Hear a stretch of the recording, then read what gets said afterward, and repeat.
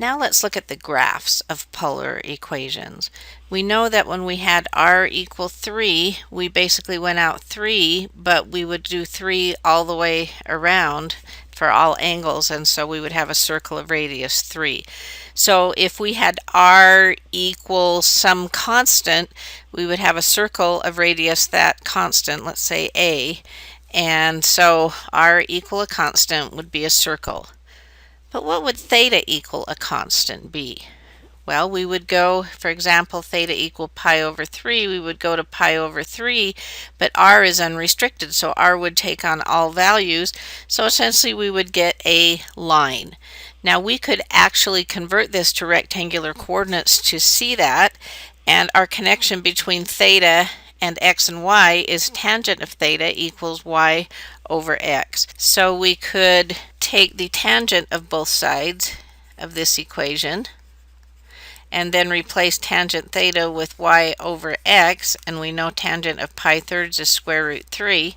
And then if we multiplied both sides by x, we would have the rectangular equation y equals square root of 3x, which we recognize as a line whose y-intercept is 0, whose slope is square root of 3, and that's exactly what we're seeing here. Now, if we had r equal theta, what would this look like? When theta was 0, r would be 0, so we would start here at the pole, and we'd see that as the angle increased, so would the radius. Here are some values. At pi over 4, we'd be at 0.79, and at pi over 2, 1.57. At 3 pi fourths, we'd be out at 2.36. At pi, we'd be out at 3.14. You can see we would just keep going, getting, as the angle gets larger, getting the radius larger, and so we would be spiraling around. This particular graph goes between angles of 0 to 6 pi, and would just keep spiraling out as theta became larger and larger. Now let's look at a graph here, the rectangular graph and the connection to the polar graph. I know it's very small here, but this is the equation r equal 1.5 minus 1.5 cosine theta. So if we made a rectangular graph and we had the horizontal axis being theta and the vertical axis being r, we would graph 1.5 minus 1.5 cosine theta.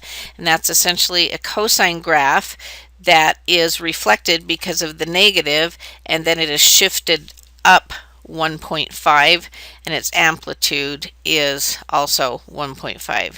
So here is the piece of that cosine graph. It would have been down, but we did that vertical shift of 1.5.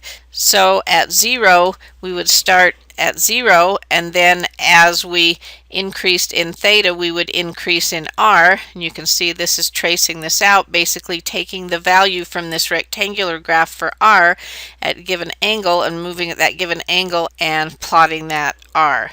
Let's continue around then, and we see that we would continue until we reached at pi. We reached this value at the peak here, which would be 3, and then we would decrease the r as the angle continued increasing around here, and we see that we are decreasing then again back to 0. And what we trace out here as we do that is a graph that is called a cardioid, because it looks sort of heart-shaped, although it's on its side and doesn't have a point here, but this type of a shape is called a cardioid.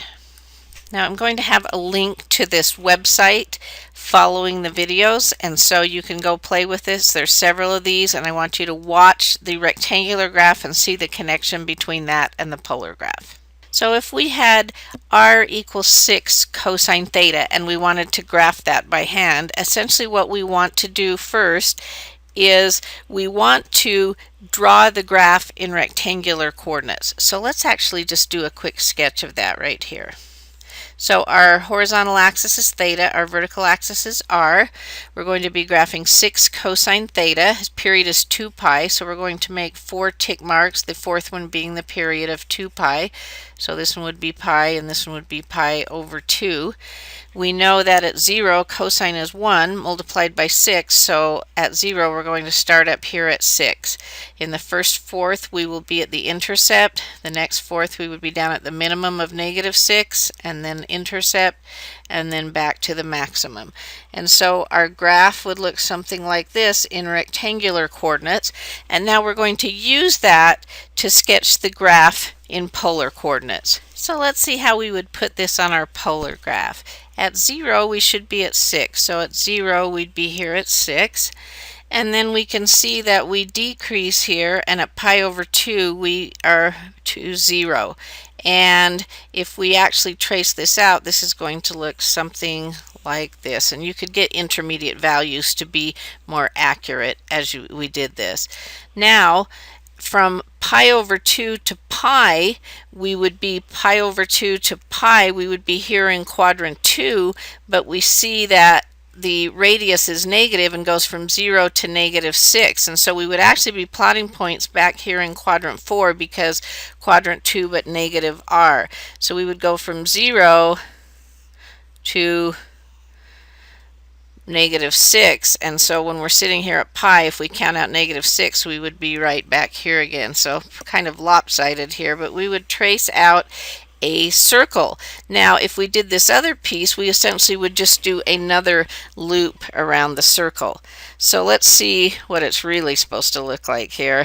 There is our circle, and it looks like it's a circle of radius 3. So when we see something that is r some constant cosine theta, this actually is the diameter, 6, and so half of that would be the radius, and we see that the center of this circle would be at 3 and 0. So circles in polar coordinates, we're going to just kind of summarize 3 basic types, and then we could do sort of some shifts or transformations from there. But if we had r equal a, it's going to be a circle centered at the origin of radius absolute value of a. If it was a was positive, we'd go out that far. If a was negative, we'd go out in the other direction, but by the time we take on all angles, it look the same. Okay, so then if we had r equal, we're writing 2a cosine theta because this ended up being the diameter. So if we let a be the radius, we would say 2a here, and then that circle is going to be centered at a and 0 and have radius a.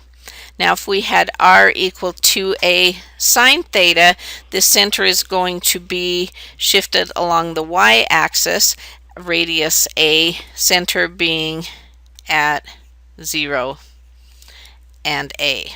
Now let's look at a couple more polar graphs. What if we, instead of having r equal some constant sine theta, we had sine 2 theta? So we're changing the period of the sine function here, and what we now would have would not be a circle, but let's go ahead and trace this out and see what we would get.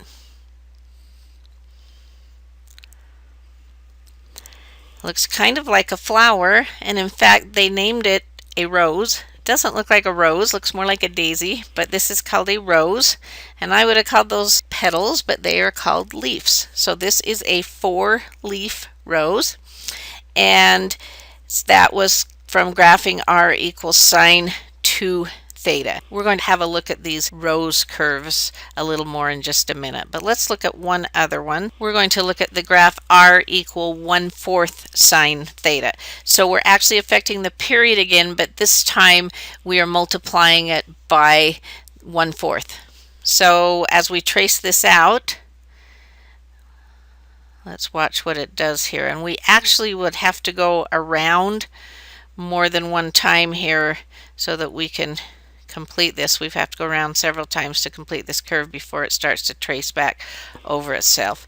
We can get some very interesting curves then as we affect this period, and particularly here you see as we multiplied it by a fraction less than 1.